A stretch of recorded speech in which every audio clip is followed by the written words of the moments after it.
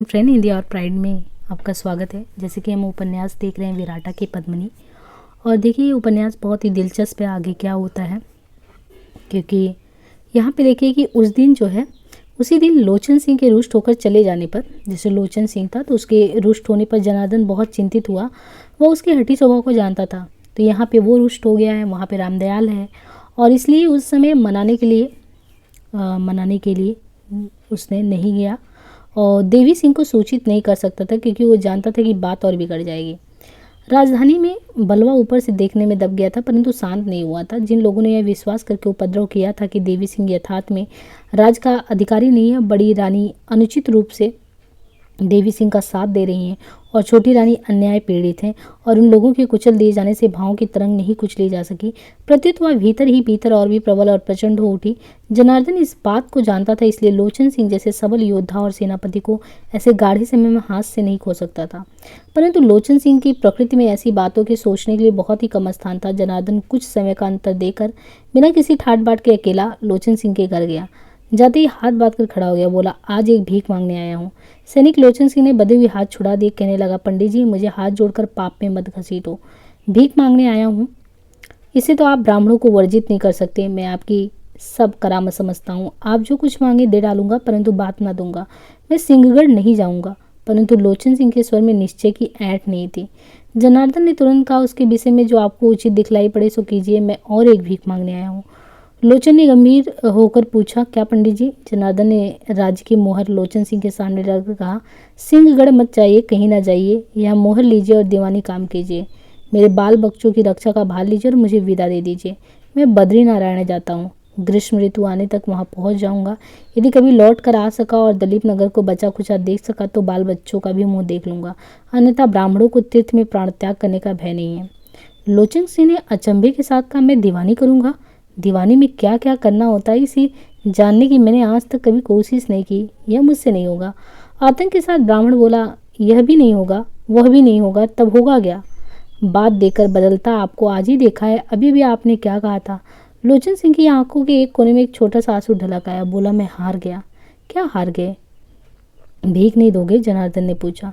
सिंहगढ़ जाऊंगा, या तो सिंहगढ़ राजा को दे दूंगा, या कभी अपना मुंह ना दिखाऊंगा। लोचन सिंह ने उत्तर दिया, अभी सेना लेकर रवाना होता हूँ। जनार्दन ने मन में कहा, अब राजा के पास लोचन सिंह के इस प्रण का समाचार भेजूंगा। तो यानी किसी तरीके से उसने जनार्दन ने मना ही लिया। अलीमर्दान को खबर लगी कि राजा देवी सिंह का सामना करने के लिए जिस फौज को छोड़ आया था उसे मैदान छोड़ना पड़ा, और पालार की सेना को देवी सिंह ने इस तरह आक्रांत किया कि दूसरी टुकड़ी उसमें नहीं मिल सकी। वह चक्कर काट कर सिंहगढ़ की ओर आ रही है। इस सूचना को पाकर अलीमर्दान ने एक बड़े दस्ते के साथ दलीप नगर पर धावा कर देने का निश्चय किया। वह सिंहगढ़ को भी नहीं भूला। अच्छी तरह काले खां के सेनापतित्व में सैनिकों को छोड़ने का उसने प्रबंध कर लिया।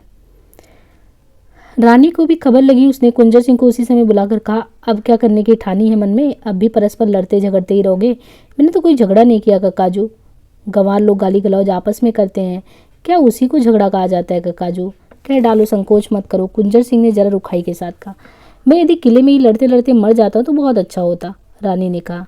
वह अब भी हो सकता है कुंजर सिंह। मौत के लिए किसी को भटकना नहीं पड़ता। जो लोग कहते हैं कि मौत नहीं आती, वो असल में मौत चाहते नहीं, मुंह से केवल बकते हैं।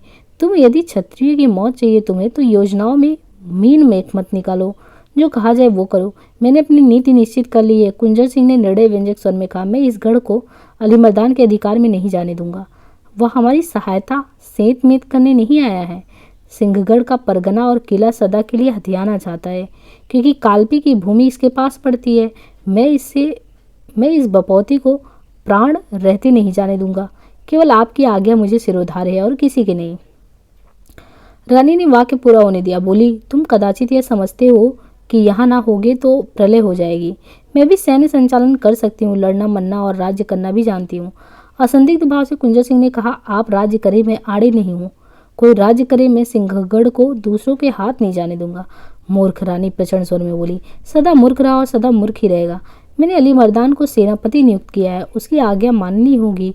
जो कोई उल्लंघन करेगा वह दंड का भागी होगा। कुंजर सिंह क्रोध के मारे कांपने लगा। कांपते हुए स्वर में उसने कहा, आप स्त्री हैं। यदि किसी पुरुष ने यह बात कही होती तो अपने खड़क से उसका उत्तर देता। रानी का हाथ अपने हथियार पर गया ही था कि दौड़ता हुआ रामदयाल आया। एकाएक बोला, हम लोग घिर गए हैं। किनसे? कुंजर सिंह और रानी दोनों ने पूछा। उसने उत्तर दिया, लोचन सिंह की सेना का एक भाग सिंधु नदी के उस पार वन में उत्तर की ओर बहुत निकट आ गया है। दक्षिण और पश्चिम की ओर भी एक बड़ी सेना आ रही है। रानी दांत पीसकर बोली, कुंजर सिंह जाओ, अब मेरे सामने मत आना। कुंजर सिंह यह कहता हुआ वहां से चला गया। मैं किला छोड़कर बाहर नहीं जाऊंगा। रानी ने रामदयाल से विस्तार पूर्वक हाल सुना। उसे इस बात पर बड़ी कुढ़न हुई कि 2-3 दिन यूं ही नष्ट करके लोचन सिंह को इतने निकट चले आने का मौका दिया गया। कदाचित सारा कोप कुंजर सिंह के ऊपर केंद्रित हो गया।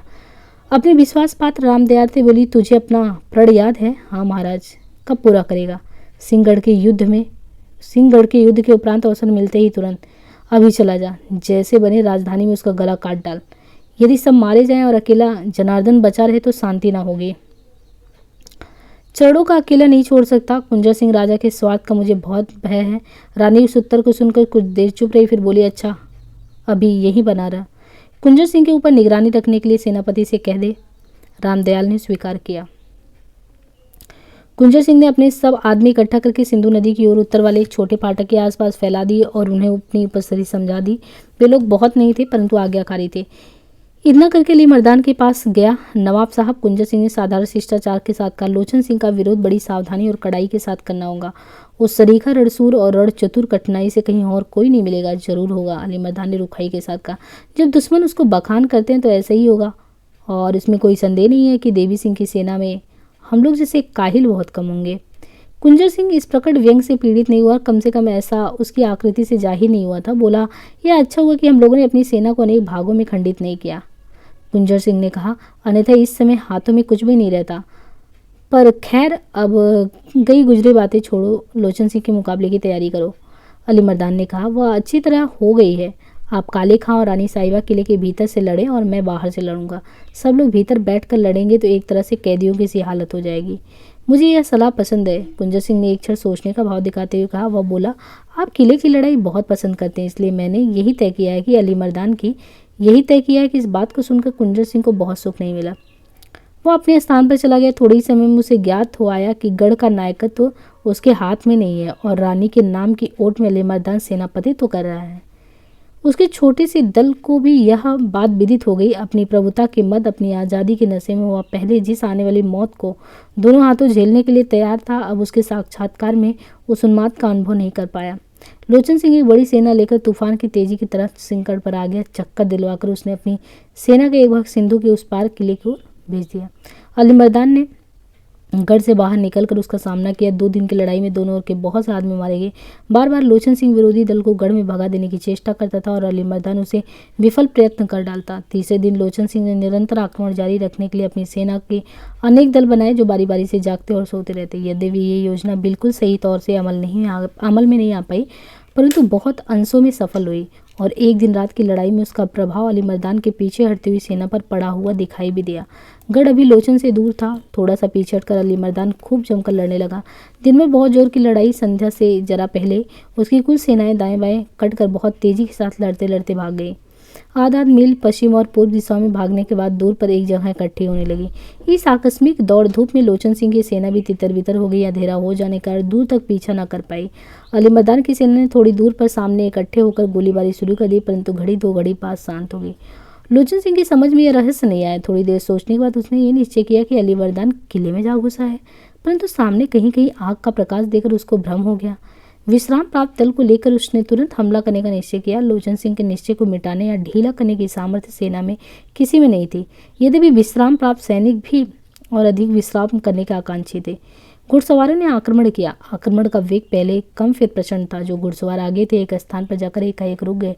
बहुत से सवारों का चित्कार और घोड़ों के मरमाहत होने का आवाज सुनाई दिया। गोलियों की भनभनाहट के बीचों बीच लोचन सिंह अपना घोड़ा दौड़ाता हुआ उस स्थान पर पहुंचा जहां देखा सामने एक बड़ी गहरी और चौड़ी खाई है जिसमें पड़े पड़े घोड़े अपने टूटे सिर पर फड़फड़ा रहे हैं।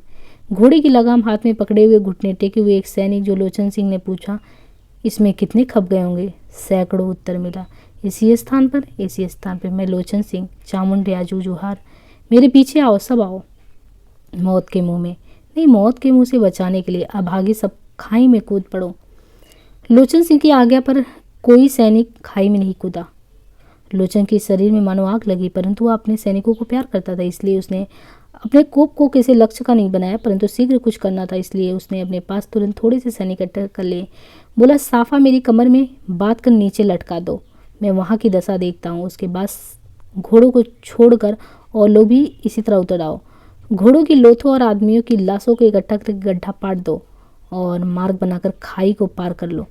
1 घंटे के भीतर सिंहगढ़ हाथ में आ जाएगा। मैंने निश्चय किया है कि आज वहीं सोऊंगा। लोचन सिंह को नीचे अकेले न जाना पड़े। कई सैनिक इसके लिए तैयार हो गए, परंतु लोचन सिंह सबसे पहले नीचे उतरा। नीचे जाकर इन लोगों ने लाशों का ढेर लगाकर खाई में एक संकरा रास्ता बना लिया। वह इतना बड़ा था कि 2-3 सवार एक साथ नहीं कर सकते थे। दूसरी ओर से बंदूकें चल रही थी, परंतु लोचन आगे और उसके सवार पीछे पीछे खाई पार कर रहे थे। अली मर्दान ने कल्पना भी नहीं की थी कि लोचन की सेना खाई पार करके इतनी शीघ्र आ जाएगी। उसने उस खाई के पश्चिमी तथा पूर्वी सिरों पर व्यूह बना लिया था और बीच की पात को जरा पीछे हटाकर जमा किया था। सिरे वाली टुकड़ियों ने उसके बंधे हुए इशारों पर काम नहीं किया, नहीं तो जिस समय आरंभ में ही लोचन के बहुत से योद्धा खाई में गिरे और शोर हुआ, सिरे वाली टुकड़ियां इन पर दोनों ओर से हमला कर देती तो लोचन सिंह की सेना का एक बहुत बड़ा भाग थोड़ी देर में ही नष्ट हो जाता। लोचन सिंह की सेना व एक बड़े दल ने खाई पार करके तुमुल ध्वनि के साथ जय जयकार किया। खाई की उसी तरफ पीछे जो लोग रह गए थे उन्होंने भी जयकार किया। किले के ऊपर से तोप गोले उगलने लगे। खाई के दोनों सिरों की टुकड़ियां किले की ओर भागी। इस गोलमाल में अली मर्दान की बीच की पात भी पीछे हटी। किले की तोपों ने शत्रु और मित्र को भेद नहीं पहचाना कि कौन शत्रु है कौन मित्र। दोनों दलों के अनेक लोग इन गोलों से चकनाचूर हो गए। अली मर्दान ने किले के भीतर घुसकर युद्ध करना पसंद नहीं किया। वह पूर्व की ओर और दूरी पर अपनी सेना लेकर चला गया। यदि वह चतुराई के साथ पीछे हटने में बड़ा दक्ष था, परंतु इस लड़ाई में उसका नुकसान ही हुआ। यानी वो चीज़ जो है, ये गेम कैसे चल रहा था वो समझ नहीं पाया।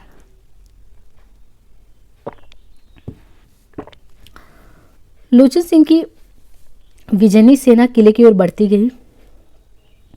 जो लोचन सिंह की विजयनी सेना है वो किले की ओर बढ़ती गई। खाई के सिरों पर अली मर्दान की जो टुकड़ियां किले की ओर भागी, उनके लिए द्वार नहीं खुल पाया। उत्तर की ओर से लोचन सिंह के दस्ते जोर का धावा दिए। कुंजर सिंह के दल ने यथाशक्ति उत्तर की ओर से आने वाली बाढ़ का प्रतिरोध किया, परंतु कुछ बन नहीं पड़ा। वह दल उस ओर से किले के भीतर घुस आया। कुंजर सिंह ने अपने साथियों सहित लड़कर मर जाने की ठानी थी।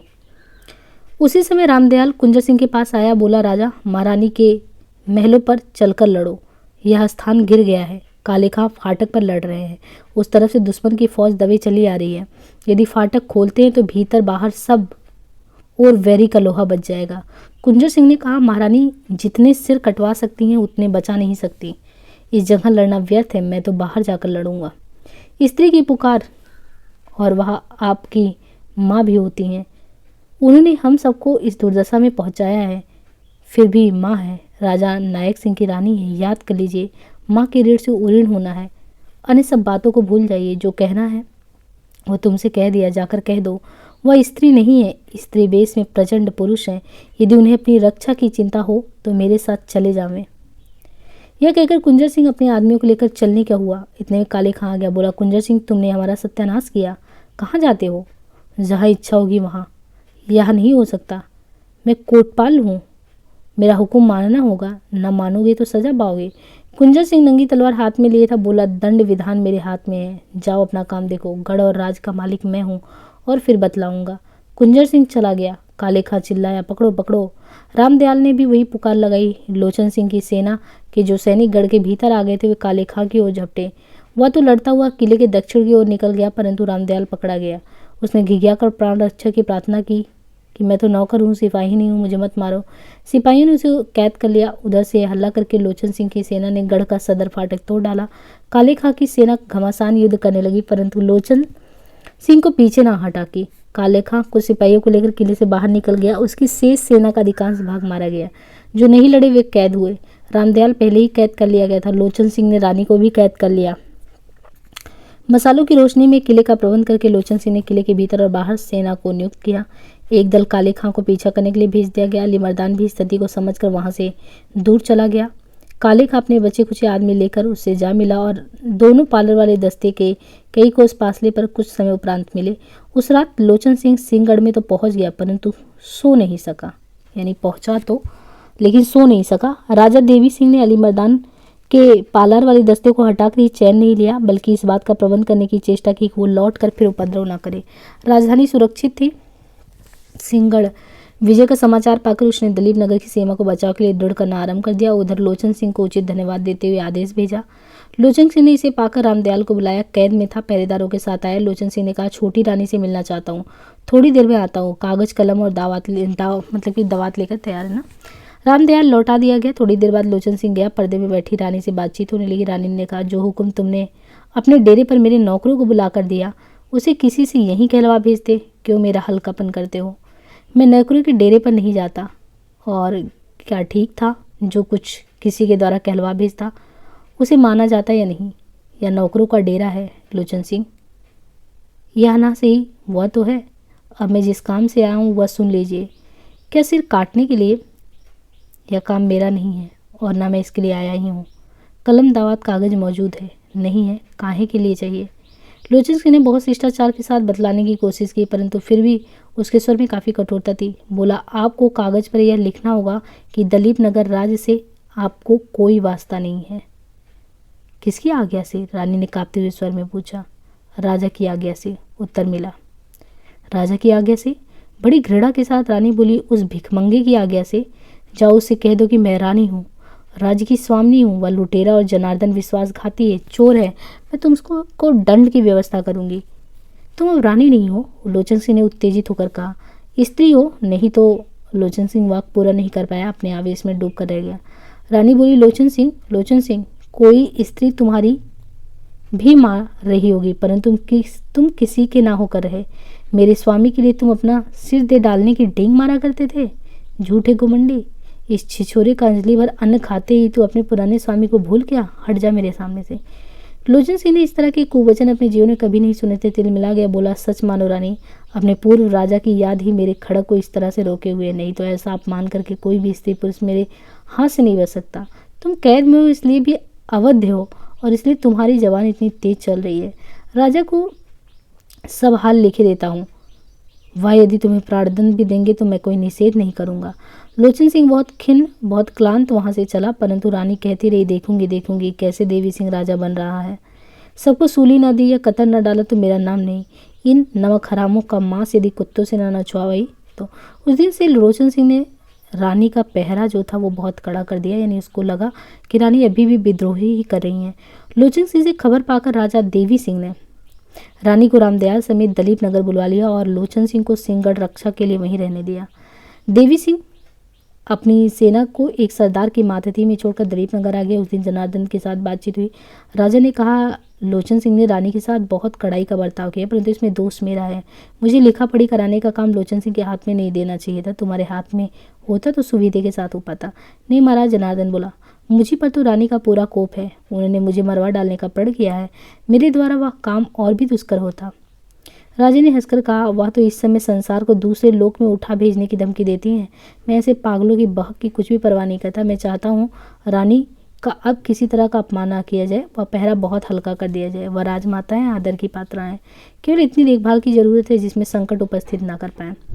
यह बात जरा कठिन है महाराज। पहरा कठोर ना होगा तो किसी दिन पूर्वत महल से निकलकर भागकर विद्रोह खड़ा कर देंगे। जनार्दन दृढ़ता के साथ बोला। राजा ने एक क्षण सोच कर बोला, तब उन्हें बड़ी रानी के महलों में एक और रख दो। वहाँ पहले ही से बहुत नौकर चाकर हैं और सैनिक रहते हैं। पहरा काफ़ी बना रहेगा और रानी को खटकने भी नहीं होगा। इस प्रस्ताव को ध्यानपूर्वक सोचकर जनार्दन ने स्वीकार कर लिया। राजा बोले, और यदि वह लिखा पढ़ी ना कराई जाए तो क्या होगा? सब जानते हैं, मैं राजा हूँ। एक दिन के मानने या न मानने से क्या अंतर पड़ जाएगा? जो लोग महाराज, जनार्दन ने उत्तर दिया, भीतर ही भीतर राज्य से फिरे हुए हैं, उनके लिए लिखा पढ़ी अमोघ वस्त्र का काम देंगी। डावाडोल तबीयत के आदमी के लिए इतना ही सहारा बहुत है। राजा ने कुछ उत्तर नहीं दिया। इसके बाद दोनों छोटी रानी के पास गए। वहाँ पहुँचने के पहले देवी सिंह ने कहा, पंडित जी, बातचीत आपको करनी होगी, मैं बहुत कम बोलूँगा। जनार्दन को कुछ कहने का मौका नहीं मिला। दोनों रानी के पास पहुँच गए। रानी पर्दे में थी। राजा ने देहरी पर माथा टेक कर प्रणाम किया। रानी ने आशीर्वाद नहीं दिया। बोली, जनार्दन को यहाँ से हटा दो। देवी सिंह इस तरह के अभिवादन की आशा नहीं करता था। सन्नाटे में आ गया। उसे अवाक होता देख जनार्दन आगे बढ़े, कहने लगे, मेरे ऊपर आपका जो रोष है सो उचित है ही, परंतु यदि आप विचार करें तो समझ में आ जाएगा कि वास्तव में मेरा अपराध कुछ नहीं है, और मान लिया जाए कि मैं अपराधी हूँ तो भी आपको माता के बराबर मानता हूँ। इसलिए क्षमा के योग्य हूँ। मैंने जो कुछ किया है राज्य के उपकार के लिए ही किया है। रानी ने टोक कर कहा, हम जो दर दर मारे मारे फिर रहे हैं, हमारे साथ जो छोटे छोटे आदमी पशुओं जैसा बर्ताव कर रहे हैं, हमें बंदी गृह में डाल दिया गया, यह सब राज का उपकार ही तो है ना पंडित जी। स्मरण रखना, इस लोक के बाद भी कुछ और है और देर सबेर वहीं जाओगे। सो मुझे सब मालूम है, जनार्दन ने कहा। आपकी मेरे ऊपर जैसी कुछ दया दृष्टि है वह भली भांति प्रकट है, परंतु प्रार्थना है कि अब ऐसा निर्देश कीजिए जिसमें राज्य का कुशल मंगल हो। राजा ने जनार्दन से पूछा, रामदयाल कहाँ है? रानी ने तुरंत उत्तर दिया, कैद खाने में पैकरे डाले हुए, और मुझे जितनी स्वतंत्रता दे रखी है उसका बड़प्पन इससे नापा जा सकता है कि स्नान करते समय भी 2-3 बंदियां नंगी तलवार लिए सिर पर तनी रहती हैं। एक सूरवीरता का काम तुम लोगों के लिए और क्या रह गया? मुझे विष दिलवा दो या तलवार से कटवा कर फेंकवा दो। जनार्दन कुछ कहना चाहता था, परंतु राजा ने आंख के संकेत से मना कर दिया और स्वयं बोला, रामदयाल को मैं इसी समय मुक्त करता हूँ, वह सदा आपका चाकरी ही करेगा और आप बड़ी कक्कू जुआले महल में चली जाएंगी। नरानी ने कहा, मैं इसी कैद खाने में अच्छी हूँ, जो पहले मेरा ही महल था आज यातना गृह हो गया है। इसी में बने रहने से तुम लोगों की शुभकामना हो तो अच्छी बात है।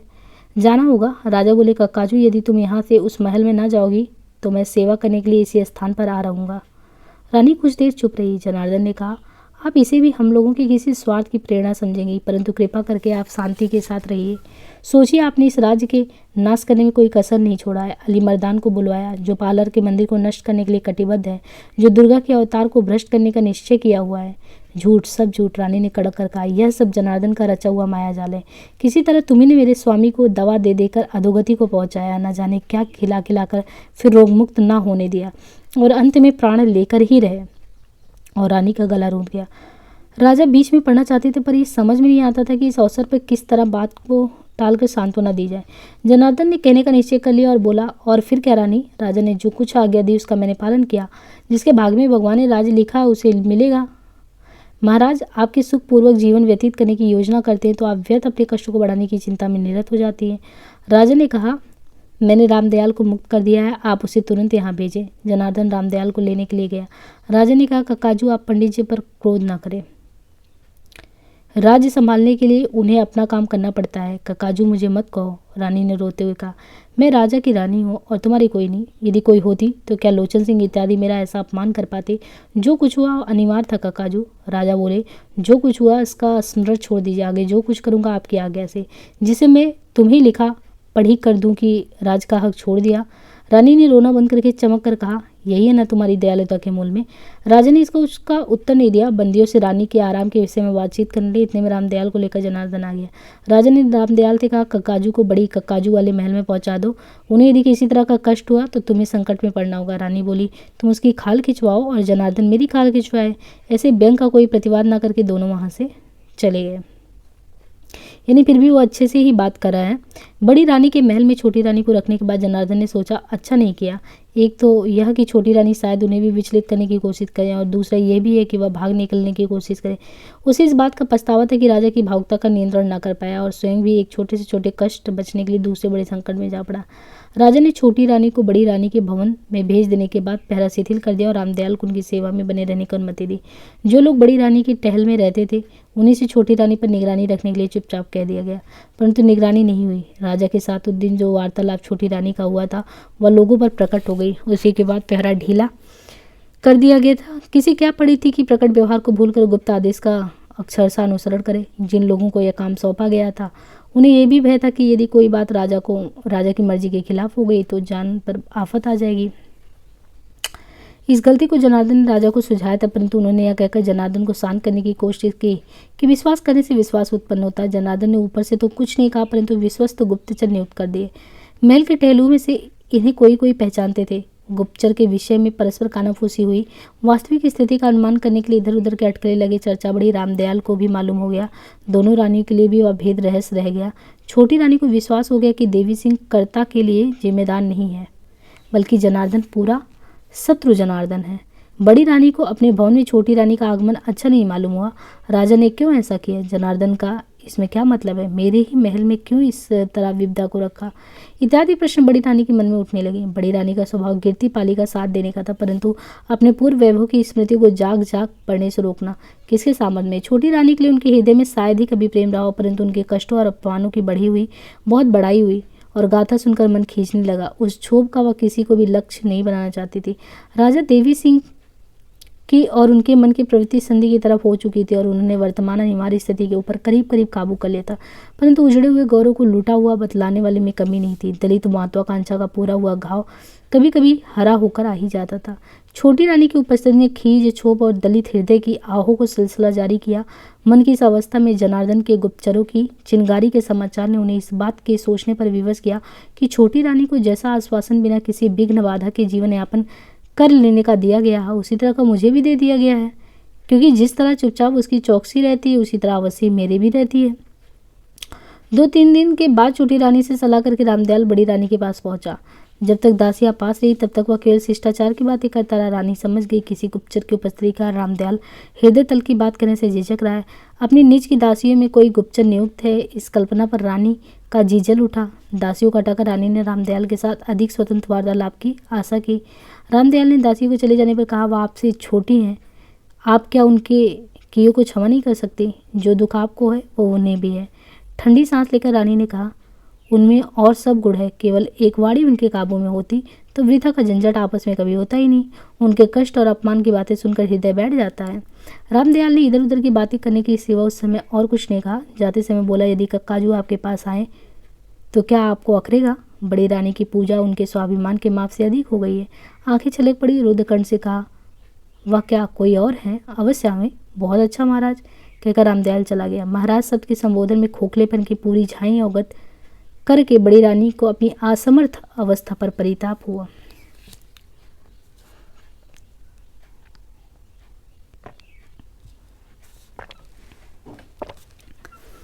नियुक्त समय पर छोटी रानी बड़ी रानी के पास आई। बड़ी का चरण स्पर्श द्वारा अभिवादन किया। बड़ी ने आशीर्वाद देना चाहा। क्या आशीष देती हैं? कोई गुप्त वेदना हृदय में जाग पड़ी और मुख पर आंसुओं की बूंद ढलक पड़ी। छोटी रानी भी चूंघट मारे रोई, परंतु बड़ी रानी को ये नहीं मालूम हुआ कि उनके आंसुओं ने योगहट को भिगो पाया नहीं। बड़ी रानी की समझ में जब कुछ समय तक नहीं आया कि कौन सी बात पहले कहें, तब छोटी रानी बोली, जो कुछ मुझसे बुरा भला बना हो उसे विसार दिया जाए, क्योंकि अब यह सोचना है कि इतने बड़े जीवन को कैसे छोटा किया जाए। बड़ी ने कहा, मैं तो आज ही जीवन को समाप्त करने के लिए तैयार हूँ, अब और क्या देखना है जिसके लिए जीऊँ। छोटी रानी जरा घूंघट उठारा बोली, मैं केवल एक अनुष्ठान के लिए अब तक जीवन बनाए हुआ हूँ। बात फैल भी गई है, परंतु उसकी चिंता नहीं है। आज्ञा हो तो सुनाओ। अवश्य। जनार्दन हम लोगों की सर्वनाश की जड़ है, अब उसकी चर्चा व्यर्थ है। वह चर्चा अमिट है। क्या भूल गई किस तरह से उसने महाराज के हस्ताक्षर का जाल बनाया? किस तरह उसने एक अनजान लड़की को अपना खिलौना बनाकर सारे राज की बागडोर अपने हाथ में रखी है? इन प्रश्नों का बड़ी रानी ने कोई उत्तर नहीं दिया, नीचा सिर कर लिया। छोटी रानी ने जरा धीमे होकर कहा, असल में हम लोग राज्य के अधिकारी हैं। वीराने को अपनी संपत्ति भोगते देखकर छाती सुलग जाती है। यही मेरा दोष है, यही मेरा पाप है, पर इसका प्रतिकार ही क्या हो सकता है? जो भाग्य में लिखा है सो होकर रहेगा। हमारे भाग्य में यह सब दुख और जनार्दन के भाग्य में हमारा अपमान करना ही लिखा है, यह अभी कैसे कहा जा सकता है? बड़ी रानी छोटी रानी का मुंह देखने लगी। छोटी रानी ने उत्तेजित होकर कहा, हमारे भाग्य में राज लिखा है, प्रजा पालन लिखा है और जनार्दन के भाग्य में प्राणवध का दंड बंधा है। मुझे देवी ने सपना दिया है। देवी के सपने की बात सुनकर बड़ी रानी बोली, अली मर्दान को तुमने क्यों निमंत्रण दिया? इसे लोग अच्छा नहीं कहते। ना कहें अच्छा। छोटी ने कहा, कष्टों से पार पाने के लिए मैंने उसके पास राखी भेजी थी, और क्या करती? वह देवी का मंदिर तोड़ने आया है? नहीं।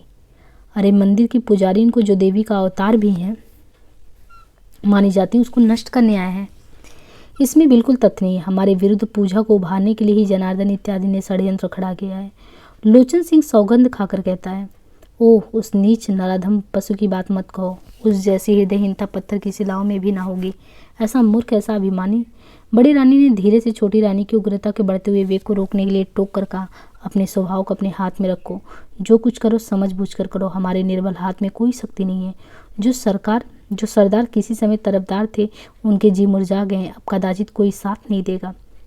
यह सब पाजीपन जनार्दन का है। छोटी रानी ने धारा प्रवाह में कहा, जिस समय सरदार मुझे नंगी तलवार लिए घोड़ी की पीठ पर देखेंगे, जिस समय उनके बाहु फड़क उठेंगे, न्याय और धर्म का साथ देने में मनुष्य को विलंब नहीं होता। बिखरी हुई सोई हुई शक्तियां, मुरझाई हुई अचेत आत्माएं धर्म के लिए सिमटकर प्रचंड रूप धारण करेंगी। उद्दंड प्रबलता के इन काल्पनिक चित्रों में जरा भयभीत होकर बड़ी रानी बोली, तुम ठीक कहती हो, परंतु इस विषय पर फिर कभी शांति के साथ बातचीत होगी। तब तक सावधानी के साथ अपने मन में रखो। मैं किसी से नहीं डरती, छोटी रानी ने कहा। मन की बात मन में ही बंद कर लेने से बह भी होकर रह जाती है। आपको सीधा पाकर ही तो इन लोगों की बनाई है। आप कैसे इन लोगों की करतूतों को सहन करती हैं? इसका उत्तर बड़ी रानी ने एक लंबी सांस लेकर किया। थोड़ी देर में छोटी रानी चली गई। बड़ी रानी ने सोचा, यदि मैं छोटी के साथ अपनी शक्ति को मिला देती तो ये दिन सिर न आते। मैं अपने को निसहाय निराश्रय समझ कर ही इस दीनहीन दशा में पहुंची हूँ। कुंजर सिंह अपने साथियों को लेकर अंधेरे में सिंहगढ़ से निकल आया था। सिंधु नदी के उत्तर की ओर कई कोस तक दलीप नगर का राज था। वन और पर्वतों से आखिड़, परंतु कोई दृढ़ किले उस ओर नहीं थे। जहाँ दलीप नगर की सीमा खत्म हुई थी, वहां से काल्पी का सभा शुरू हो गया था। उस ओर चले जाने पर दलीप नगर के दीर्घ से संबंध टूट गया और कोई पक्का आश्रय नहीं मिला। ऐसी दशा में उसने पूर्व की ओर पहज और बेतवा नदी के आसपास ठहर कर अपनी ही हुई शक्ति को फिर से जोड़ने का निश्चय किया। उसके संगी भीरा जी हो गए, परंतु साथ बहुत थोड़े ने दिया। गिरती हुई अवस्था में भी आशा के बल पर साथी बलिदान करने के लिए अनुप्राणित रहे थे, परंतु निराशा की दशा में बलिदान लगभग असंभव हो गया था। इसलिए कुंजर सिंह के साथियों की संख्या क्रमशः कम होती चली गई। सिंहगढ़ से निकलने के उपरांत एक दिन भटकने में लग गए। शीघ्र किसी निश्चय पर पहुंच जाने का अभ्यास न होने के कारण कभी उत्तर और कभी पूर्व की ओर भटकता रहा। पहुंच के निकट की उर्वरा सा श्यामला भूमि शीघ्र त्याग कर वन में पहुंचे। वहां भी एक आध दिन रहे। अंत में 25-30 कोस की उद्देश्यहीन यात्रा समाप्त करके इन लोगों ने बेतवा किनारे के घोर वन और सुरक्षित गढ़ों की ओर दृष्टि डाली। कुछ ही समय पहले प्रसिद्ध चंपत राय ने बेतवा के जंगल भरको और इन छोटे छोटे किलाओं के आश्रय में मुगल सम्राट औरंगजेब की नाको दम करके बुंदेलखंड की स्वाधीनता का अनुष्ठान किया था। अभी लोगों को वे दिन याद थे। कुंजर सिंह की धारणा और विचार पर भी उस स्मृति का प्रभाव पड़ा था। उसने बिराटा और रामनगर के पड़ोस में अपनी योजना सफल करने को ठानी। इन गढ़ों में पड़ोस में वह पहुंच चुका था। झांसी से पूर्वोत्तर कोर में बिराटा की गढ़ी, जिसका अवशेष अब एक मंदिर मात्र है, 25 मील की दूरी पर। रामनगर और विराटा में केवल कोस भर का अंतर है। दोनों बेतवा के किनारे भयंकर वन में छिपे से अर्ध भग्नावस्था में अभी भी पड़े हैं। विराटा से 2 कोस दक्षिण पश्चिम की ओर मुसावली, एक छोटा सा उजड़ा गांव। उन दिनों भी वह बड़ी जगह नहीं थी, परंतु छिपाव और रक्षा का साधन वहाँ सद रहा है और नालों और कांटेदार पेड़ों की विस्तृत भरमार है। मुसावली की पहाड़ी इस जंगल की आड़ का काम करती थी। उन दिनों विराटा में दागी राजा राज्य करते थे और रामनगर में एक बुंदेला सरदार रहता था। ये दोनों कभी पूर्ण स्वतंत्र नहीं रहे, परंतु इनकी अधीनता भी नाम मात्र की थी। कभी काल्पी को कर लेते थे, कभी ओरछा को और कभी किसी को भी। औरंगजेब के काल तक ये लोग भांडेर या काल्पी के मुगल सूबेदार के मार्फत मुगल सम्राटों के कर चुकाते रहे। औरंगजेब के दक्षिण चढ़ाइयों के समय शासन शिथिल हो गया। उसके मरने के उपरांत जो राजनीतिक भूकंप आया, उसमें ये लोग करीब करीब स्वाधीन हो गए। स्वाधीनता यज्ञ के बड़े यजमानों के ये लोग साथ देते रहे, परंतु स्वयं खुल्लम खुल्ला किसी शक्ति का कोप भी उत्तेजित नहीं किए।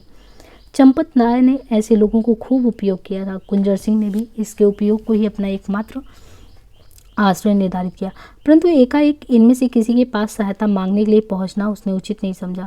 उसने सोचा, मुसावली में पहुंचकर स्थिति का निरीक्षण और विराटा तथा रामनगर के सरदारों से मिलकर अपने बल की पुनः स्थापना करूंगा। यदि संभव न हुआ तो विराटा बन के किसी एकांत स्थान में भगवती दुर्गा का स्मरण करते करते जीवन समाप्त कर दूंगा, और अली मर्दान इस स्थान पर किसी मतलब से चढ़ाई करे तो उसके विरोध में शरीर त्याग कर दूंगा। उसे मालूम था कि कुमुद कहीं विराटा के आसपास ही है, परंतु इस योजना में कुंजर सिंह के बचे कुचे सरदार ऊपर से ही सहमत हुए। भीतर से उन्हें इस योजना की अंतिम सफलता पर कोई विश्वास नहीं था। 2-3 दिन बाद ये लोग अपने घरों को चले गए और समय आने पर सहायता करने का वचन दिए। अली मर्दान को इस तरह की कठिनाइयों का सामना नहीं करना पड़ा। पालर वाले दस्ते को उसने झांसी के उत्तर में 10-15 कोस के फासले पर महज के किनारों पर पा लिया। वहां से वह भांडेर चला गया। काले खां भी उसी भांडेर में आकर मिल गया। वहीं से अली मर्दान आगे की ओर कतर ब्योत का हिसाब लगाने लगा। कुंजर सिंह मुसावली में एक अहिर के घर ठहर गया था और घर से लगा हुआ कांटों की बिरवाई से घिरा एक बेड़ा था। उसमें कुंजर सिंह घोड़ा बांधकर स्वयं घर के एक कोने में अकेला जा बसा। बिरवाई से लगे 3-4 महुए के पेड़ थे। महुओं के पीछे से एक चक्करदार नाला निकला था। दूसरी ओर वह पहाड़ी थी जहाँ मुसावली पाटा कहलाती है, और एक और बिहड़ जंगल। कुंजर सिंह महुओं के नीचे गया। अहिर की कुछ भैंसें नाले के पास चल रही थी, कुछ महुए के नीचे उग रही थी। एक लड़का कुछ धूप कुछ छाया में सोता हुआ जानवर की देखभाल कर रहा था।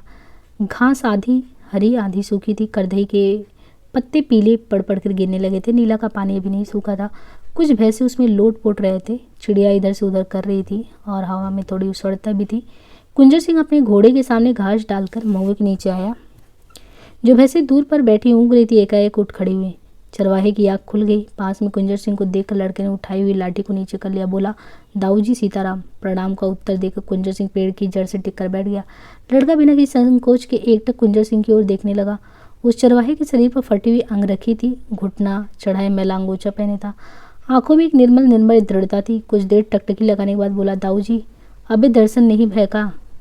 लड़के की सहज सरल निर्भयता और प्रश्न की विचित्रता जरा आकृष्ट कर कुंजर सिंह ने प्रश्न किया, किसके दर्शन भाई? एलो, हमें इसे टिटकरी करन आए हो? दर्शन खो नहीं ते तो काय को लेने आए हो? संसार भर के राजा और नित नावत आवत रहे। लड़के के बेधड़क संबोधन से कुंजर सिंह जरा चकराया, क्योंकि महल और किले के वातावरण में इस तरह की स्वच्छंदता उसने नहीं देखी थी। उसकी समझ में प्रश्न नहीं आया था, परंतु उसने प्रश्न से किसी गुप्त कौतूहल को जागर किया। कुंजर सिंह उपेक्षा के भाव को छोड़कर बोला, हम कितनी दूर से आए हैं तुम्हें मालूम है? पार्लर से। अच्छा बतलाओ, हम किसके दर्शन के लिए आए हैं? जी के दर्शन हमो दद्दा कबहू कहूँ जात है, कहो दऊ जी। हमने जान ली कि नहीं? हमको कौन ना नहीं बताए पे हम तो जान गए। कुंजर सिंह चौंक पड़ा। पार्लर से आना तो उसने ही चरवाहे के पिता को बतलाया था, परंतु आने का प्रयोजन उसने कुछ और ही जाहिर किया था। कुंजर सिंह को अनुमान करने में विलम्ब नहीं हुआ कि किसके दर्शन की ओर लड़के का भोला संकेत है। उसने कहा, तुम्हारे साथ चलेंगे, कब जाओगे? लड़के ने उत्तर दिया, जब चाहे तब। कौन दूर है? इतने से तो 2 ही कोस है, हमें ही एक भैंस के दूध नहीं निकले सो बिनती के लई कर रहे हैं। कुंजर सिंह के हृदय में गुदगुदी पैदा हुई। उसने कल्पना की कि पूजा और वरदान का स्थान एक कोस पर विराटा ही है। पूरा पता लगाने के प्रयोजन से पूछा, रास्ता क्या बहुत भीड़ है? यहाँ से तो मंदिर दिखाई नहीं देता, पाट पे होके सब दिखाते। लड़का बोला, विराटा की गढ़ी दिखाते और देवी का मंदिर भी ठीक नदी के बीच में विराजमान है। ए दाऊज, हमने जब पहले पौल देखा तब आंखें मिच गई हती, उनके नेत्रन में से झार निकलत रही। कुंजर सिंह को विश्वास हो गया कि वर्णन कुमुद का ही है, तो भी और अधिक जानकारी पाने की गरज से कहा, कब से आई हैं ये देवी? सदा से, लड़के ने चकित होकर जवाब दिया। उनकी कछू आदन तरफ थोड़ी है। इसके बाद उसे सीधे लड़के ने देवी की करामातों की गिनती का ताता सुनाया। वह कहता कि कुंजर सिंह कुछ और सोचने लगा। सदा से ही यहाँ पर है, यह असंभव है। यदि वही है तो उनके आए कुछ ही दिन हुए होंगे, परंतु यदि नहीं होती तो लड़का सदा से यही रहने की बात नहीं कहता। शायद कोई हो, शायद यह भी हो, कोई अवतार भी हो, जो कुछ भी हो, एक बार दर्शन अवश्य करूँगा। कुंजर सिंह ने लड़के से उक्त देवी के विषय में और भी अनेक चीज़ें पता करने की कोशिश की। निदान उसने लड़के के पिता से पूछताछ करने का निश्चय किया। चिड़ियों के विभिन्न प्रकार की चरचराहट, अपनी दुर्दशाओं की श्रृंखला, व्यतीत सूर्यास्त के पहले दूर के खेत में गृहस्थी और देवी के दर्शन की बात। कृषक बोला, सोकाए ऐसे को जल्दी परी दाऊ जी, जो कुछ हो लटो दबरोकन का हमायो गाठ में सो नजर है, हम तो ऐसी का बिगड़ गई हो। कृषक के इस सरल और सच्चे अधिष्ट हट से कुंजर सिंह का जी भराया। घर पर चढ़ी हुई कद्दुओं के बेलों को देखते हुए कुंजर सिंह ने कहा, माते हम तो सिपाही हैं, न जाने हमें कहाँ भटकते भटकते देवी के दर्शन के कार्य सिद्धि के पीछे बचे रहे। जैसी मर्जी। कहे ने कुछ उदास होकर कहा। एक क्षण के बाद बोला, मैं परो दर्शन करबे जाओ तब वो चले भोए। आजकल बड़ी हुला चली मची है, कछु इतने बने रहुए तो ही तो। किसान के इस प्रकट स्वार्थ पर कुंजर सिंह चुप नहीं हुआ। उसने विश्वास दिलाते हुए कहा, अच्छा, मतलब कि वो चलने के लिए। छोटी रानी की वाग्मिता बड़ी रानी को अधिक आकृष्ट करने लगी और दोनों एक दूसरे से बहुधा मिलने जुलने लगी। दोनों में ही शीघ्र एक तरीके से अंतर भी कम हो गया। राजा को इस मेल जोल पर संतोष हुआ, परंतु जनार्दन को इसमें श्रद्धा के योग्य कुछ नहीं दिखाई दिया। एक दिन बहुत लगन के साथ छोटी रानी बड़ी रानी से बातें कर रही थी। बातचीत के सिलसिले में छोटी रानी ने कहा, जब तक हम लोग इस बंदी गृह में बैठी बैठी दूसरों का मुंह ताकती रहेंगी तब तक कोई सरदार मैदान में नहीं आएगा। बाहर निकलते ही बहुत से सरदार साथ आएंगे। बड़ी रानी थोड़ी देर पहले कहीं हुई एक बात को दोहराते हुए बोली, इसमें कोई संदेह नहीं कि इस राज्य के असली अधिकारी कैद में है। जिसे कैद में होना चाहिए वह राज्य दंड हाथ में लिए है, परंतु उसके छीनने की शक्ति अब भी हमारे हाथ में है। छोटी रानी ने उत्तर दिया। बड़ी रानी ने पूछा, मुझे केवल एक बात का भय कि यदि तुम्हारी योजना असफल हुई तो रक्षा का यह एक स्पान भी हाथ से निकल जाएगा। रक्षा का? इस बंदीगृह को रक्षा का स्थान बतलाती हैं।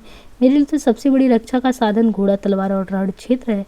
मैं भी मानती हूँ, और यदि काफ़ी तादाद में सरदार लोग सहायता के लिए आ गए तो सब काम बन जाएगा, परंतु यदि ऐसा नहीं हुआ तो प्रलय की आशंका है।